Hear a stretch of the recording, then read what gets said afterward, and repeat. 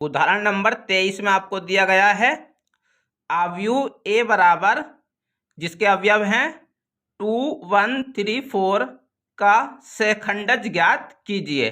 तो dear student, सहखंडज ज्ञात करने से पहले आपको सहखंड निकालने होंगे। तो चलिए, जितने भी अवयव यहाँ पर हमको दिए गए हैं हम सभी अवयवों का सहखंड ज्ञात करेंगे। तो देखिए, पहला अवयव है आपका A11, ये होगा आपका A12, ये होगा आपका A21 और ये वाला अवयव होगा आपका A22। तो देखिए आप, तो आपको लिखना होगा A11 का सहखंड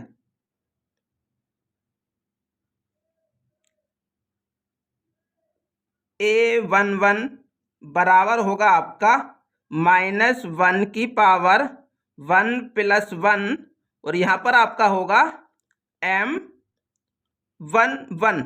डियर स्टूडेंट, ये M क्या है? M है आपका उपसारणिक। तो जो भी M11 का उपसारणिक का मान होगा हम वो मान यहाँ पर पुट करेंगे।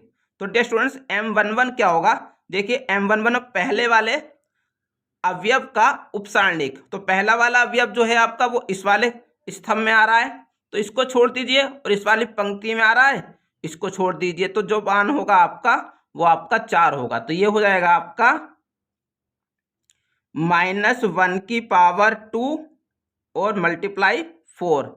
तो जब आप सम पावर की वजह से यहाँ से आपका 1 बचेगा, और 1 की मल्टीप्लाई जब आप 4 से कर देंगे तो यहाँ से आपका 4 निकल कर आ जाएगा। इसी प्रकार अब आप दूसरे वाले अवयव का निकालेंगे।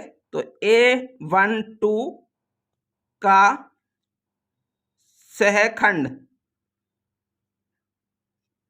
बराबर होगा A12 बराबर -1 की पावर 1 + 2 M12। तो देखिए, पहले पंक्ति के दूसरे अवयव का सहखंड निकाल रहे हैं आप, तो वो आपको 3 दिया गया है, और 3 आपका इस वाले स्तंभ में आ रहा है, इसको छोड़ दीजिए, और इस वाली पंक्ति में आ रहा है, इसको छोड़ दीजिए। तो यहाँ से आपकी वैल्यू 1 निकल कर आ जाएगी।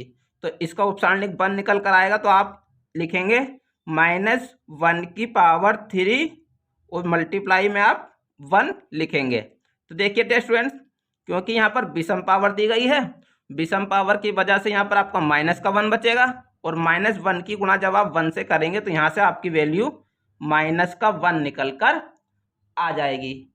अब आप दूसरी पंक्ति के पहले अवयव का सहखंड निकालेंगे। का सहखंड बराबर होगा A21 बराबर -1 की पावर 2 + 1, और यहाँ पर आपका आएगा उपसारणिक M21। तो देखिए, सबसे पहले आप उपसारणिक M21 की वैल्यू देख लीजिए। तो क्योंकि आप दूसरी पंक्ति के पहले अवयव का निकाल रहे हैं तो वो आपका 1 दिया गया है, और 1 आपका इस वाले स्तंभ में आ रहा है, इसको छोड़ दीजिए, और इस वाली पंक्ति में आ रहा है, उसको छोड़ दीजिए। तो यहाँ से आपकी उपसारणिक की वैल्यू 3 निकल कर आ जाएगी। तो आप लिखेंगे -1 की पावर 3, और यहाँ पर आपका 3 हो जाएगा। अब आप देखिए, विषम पावर की वजह से यहाँ से -1 बचेगा, और -1 की गुणा जब आप 3 से कर देंगे तो यहाँ से आपकी -3 वैल्यू निकल कर आ जाएगी। अब आप दूसरी पंक्ति के दूसरे अवयव का सहखंड निकालेंगे। A22 का सहखंड बराबर होगा आपका A22 बराबर -1 की पावर 2 + 2 और उपसारणिक M22 यहाँ पर आ जाएगा।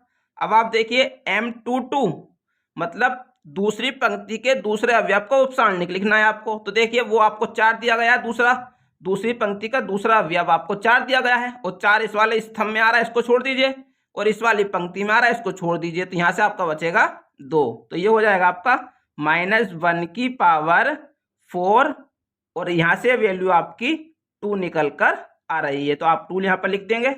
अब आप देखिए, सम पावर की वजह से यहाँ से आपका 1 बचेगा, और 1 की मल्टीप्लाई जब आप 2 से करेंगे तो यहाँ से आपकी वैल्यू 2 निकल कर आ जाएगी।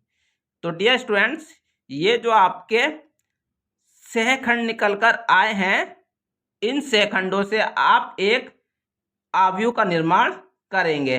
तो किस प्रकार करेंगे देखिए, एड्ज ए बराबर, सबसे पहले ये जो आपके सेकंड निकल कर आए हैं इनसे आप जो बना लीजिए, तो ये हो जाएगा आपका 4 -1 -3 2, यहां पर आप टी लिखेंगे। अब आप इसका ट्रांसपोज निकाल दीजिए डियर स्टूडेंट्स। तो ट्रांसपोज जब आप निकालेंगे तो ये हो जाएगा आपका एड्स ए बराबर, आपको करना ये है कि पंक्तियों को स्तंभों में और स्तंभों को पंक्तियों में परिवर्तित करना है। तो ये हो जाएगा आपका 4 और -1 आपका यहाँ पर आ जाएगा -1, ये हो जाएगा आपका -3 और ये हो जाएगा आपका 2।